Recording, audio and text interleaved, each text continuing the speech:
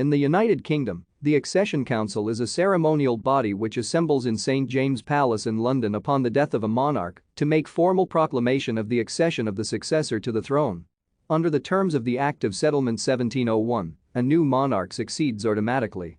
The proclamation merely confirms by name the identity of the new monarch and formally announces the new monarch's regnal name.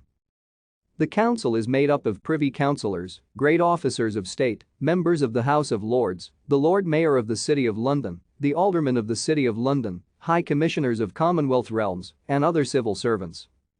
The council's proclamation of accession, which confirms the name of the heir, is signed by all the attendant privy councillors. The proclamation is traditionally read out at several locations in London, Edinburgh, Windsor, and York. It may also be read at a central location in a town or village. The most recent proclamation was as follows.